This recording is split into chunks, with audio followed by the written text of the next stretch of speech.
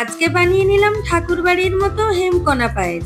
প্রথমে কিন্তু 1 ঘন্টা আগের থেকে আমন্ড ও পেস্তাকে গরম জলে ভিজিয়ে রেখেছিলাম।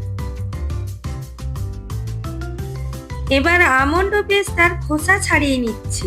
একটি মিক্সার গ্রাইন্ডারে 1 কাপ আমন্ড, কাজু ও পেস্তা বাদাম পেস্ট করে নিলাম।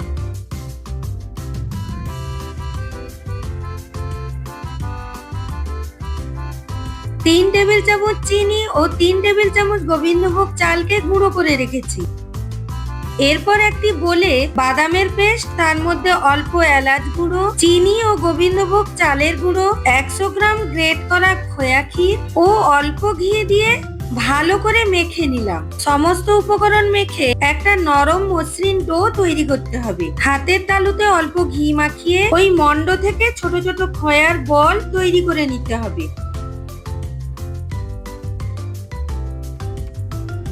এদিকে একটা কড়াতে 1 লিটার দুধকে ভালো করে ফুটিয়ে ঘন করে নিচ্ছি। দুধ ফুটে ঘন হয়ে এলে ওর মধ্যে জাফরান ও গুঁড়ো দুধের মিশ্রণটা ঢেলে দিলাম। দুধ ঘন হয়ে গেলে স্বাদ মতো চিনি ও এলাচের গুঁড়ো দিয়ে দিলাম।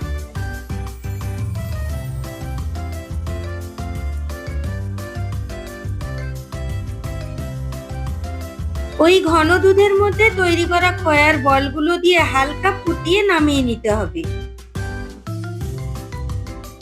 এবার তৈরি ঠাকুরবাড়ির হেমকণা পায়েস। ফ্রিজে রেখে ঠান্ডা ঠান্ডা পরিবেশন করুন। আমার চ্যানেলটিকে সাবস্ক্রাইব করুন।